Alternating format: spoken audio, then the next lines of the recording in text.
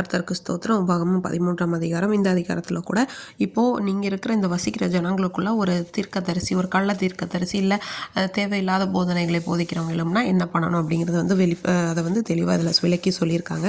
இப்போ வந்து நீங்கள் அறியாத வேறு தெய்வத்தெல்லாம் நம்ம வந்து அவங்கள சேவிக்கலாம் அப்படின்னு சொல்லிட்டு உங்களுக்கு அடையாளம் அற்புதம் அதெல்லாம் நான் காண்பிப்பேன். உங்ககிட்ட யாராவது ஒரு தீர்க்கதரிசியோ சொப்பனக்காரனோ யாராவது சொல்கிறாங்கன்னா நீங்கள் என்ன பண்ணக்கூடாது, அதை கேட்கக்கூடாது. ஏன்னா உங்கள் தேவனாகி கர்த்தரத்தில் நீங்கள் உண்மையாக தான் இருக்கீங்களா அப்படிங்கிறத தேவன் சோதிக்கிறதுக்காக கூட அப்படி பண்ணலாம். அதனால் நீங்கள் அவரை அவருடைய கற்பனைகளை கைப்பற்றி அவருடைய கற்பனைகளை கை கொண்டு அவரோட சத்தத்தை கேட்டு அவரை சேவித்து நீங்கள் பற்றி கொள்ளணும்.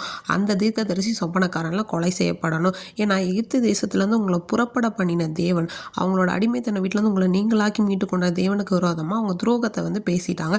அவங்கள வந்து உங்ககிட்டேருந்து விளக்கணும் அப்படின்னு சொல்லிட்டு, அது மட்டும் இல்லாமல் உன் தகப்பன் தாயும் குமாரத்தையும் உள்ள உனக்கு ரொம்ப வேண்டிய உன்னோட பிராணனை போல ஒரு ஸ்நேகிதன், உயிர் ஸ்நேகிதன் சொல்லுவாங்க. அப்படிப்பட்டவன் சொன்னால் கூட நீ என்ன பண்ணக்கூடாது, தேவனை தவிர யாரையும் வந்து சேவிக்கக்கூடாது.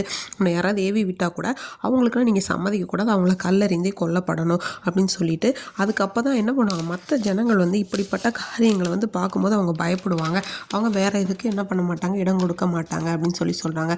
இப்போ வந்து சில பேர் வந்து என்ன பண்ணுறாங்க அப்படின்னா, வேறு தேவர்களை சேவிக்க போகிறோன்னு சொல்லிட்டு யாராவது ஒருத்தர் வந்து அந்த நாட்டில் அந்த பட்டணத்தில் இருக்க எல்லாரையும் சொல்லிட்டு கூட்டு போகிற அதெல்லாம் வந்து விசாரிக்கிறது மெயின், அதான் உண்மை நீ கண்டுபிடிச்சிட்ட அப்படின்னா அவங்கள என்ன பண்ணணும், அந்த பட்டணத்தோட குடிகள் எல்லாத்தையும் பட்டய கருக்குனால வெட்டி போட்டு அவங்கள எல்லாத்தையும் சங்காரம் பண்ணி அதையெல்லாம் சுட்டரிக்கப்படணும் அந்த பட்டணத்தில். அப்படிப்பட்டவங்க எல்லாம் ஒரு கூட்டமாக கூடியெல்லாம் பண்ணும்போது இந்த சபிக்கப்பட்ட பொருளை ஒன்றுத்தையுமே நீ என்ன பண்ணக்கூடாது, கையிலையும் வச்சுக்கூடாது, அதெல்லாம் சுட்டெரித்திடணும் அப்படின்னு சொல்லிட்டு தேவனுடைய கர்த்தருடைய பார்வைக்கு எப்பவுமே என்ன பண்ணணும், செம்மையானதை செய்யும்படிக்கு அவருடைய சத்தத்திற்கு மட்டும்தான் நீ செவி கொடுக்கணும். அப்படி செவி கொடுக்கும்போது அவரோட கோபத்தை உக்கிரத்தெல்லாம் விட்டு இறங்கிட்டு உனக்கு தயவு செய்து உனக்கு இறங்கி உன்னோட பிதாக்களுக்கு ஆணையிட்டபடி உன்னை விருத்தியிட பண்ணுவார்.